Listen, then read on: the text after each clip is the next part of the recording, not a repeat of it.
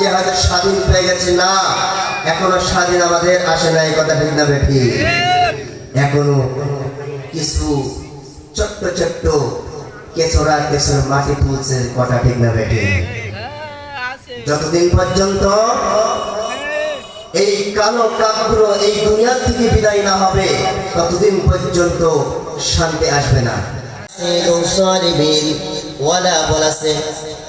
ওই লোকগুলোকে যারা এই জিনিসটাকে পছন্দ করে, জালেমরা, তাদের জন্য ইল্লা খাসারা, তাদের জন্য এটা ক্ষতি। কথা ঠিক না বেঠিক?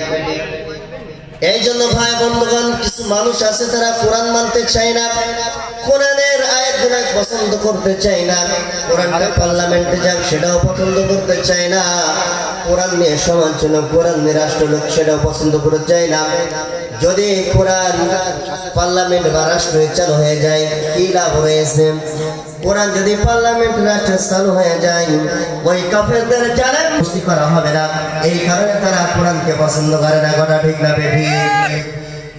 এই জন্য সম্মানিত মুসলিম ভাই বন্ধুগণ ও গ্রামবাসী, আমি অত্যন্ত কণ্ঠে বলে যাচ্ছি, আবারও যদি একবার আমাদের এই পৃথিবীর ভিতরে যদি কেউ কোরআন নিয়ে ঠাট্টা বিদ্রুপ করেন, নবী রাসূল নিয়ে ঠাট্টা বিদ্রুপ করেন, যদি আল্লাহর কোরআনের পেছনে যদি তারা হাত লাগায়, যদি নবী রাসূলকে নিয়ে কটূক্তি করে, তাই বাংলার জমিন থেকে বিতাড়িত করে খতম করে এই দুনিয়া থেকে তাড়িয়ে দিতে হবে। কথা ঠিক না বেঠি?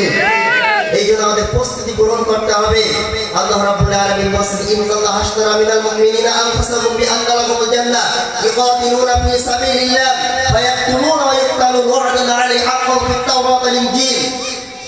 আল্লাহ রাব্বুল আলামিন বলেন, হে মুমিনগণ, তোমরা আল্লাহর রাস্তায় যুদ্ধ করো, লড়াই করো, তোমাদের জান এবং মাল দিয়ে ততক্ষণ পর্যন্ত যুদ্ধ করবে, তোমরা যুদ্ধ করবে, মারবে এবং মরবে, এটাই তোমাদের জন্য উত্তম। এই জিনিসটা আল্লাহ রাব্বুল আলামিন দলিল দিয়েছেন কুরআন আর ইনজিল, তাওরাত আর ইনজিল, আল কুরআন, এই তিনটা কিতাবের ভিতরে আল্লাহ তাআলা দলিল দিয়েছেন। এই থাকা সত্ত্বেও আমরা মুমিন মুসলমান আজকে অনেক দূরে রয়েছে। ভাই, আমরা মনে করতেছি যে হয়তো স্বাধীন পেয়ে গেছে, না, এখনো স্বাধীন আমাদের আসে নাই। কথা ঠিক না বেঠি? এখনো কিছু ছোট্ট ছোট্ট কেঁচোরা কেঁচোর মাটি তুলছে। কথা ঠিক না বেঠি? যতদিন পর্যন্ত এই কালো কাকগুলো এই দুনিয়া থেকে বিদায় না হবে, ততদিন পর্যন্ত শান্তি আসবে না। একটা উদাহরণস্বরূপ বলতে পারি ভাই, আমাদের গ্রামে একজন শান্তি আর আপনাদের গ্রামে একজন ইসলাম। আমাদের গ্রামে যে শান্তি সে মেয়ে, আর আপনাদের গ্রামে ইসলাম সে হচ্ছে ছেলে।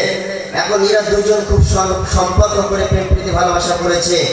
ভালোবাসার পরে এই শান্তি আর ইসলামকে আমরা অত্যন্ত রূপে মারধর করে বিতাড়িত করে তাড়াই দিয়েছি।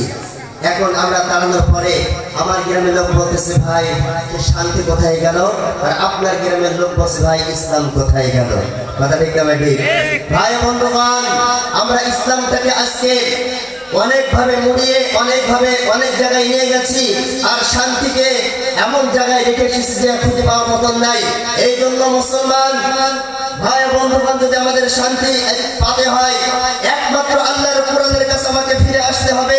এই কোরআন ছাড়া অন্য কোনো পথ যদি অবলম্বন করি, তাহলে আমাদের হালাকি বরকতে অবশ্যই আসবে। এই জন্য আমাদের এই কোরআনের জন্য যদি আরেকবার জীবন দিতে হয়, কে কে প্রস্তুত? জিহাদ তুলে দেখান। লিল্লাহি তাকবীর, লিল্লাহি তাকবীর, লিল্লাহি তাকবীর।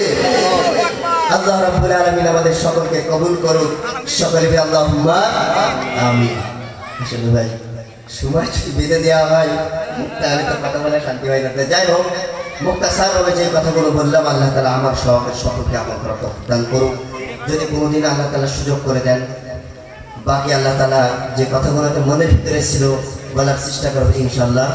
আসসালামু আলাইকুম ওয়া রাহমাতুল্লাহ। আলহামদুলিল্লাহ।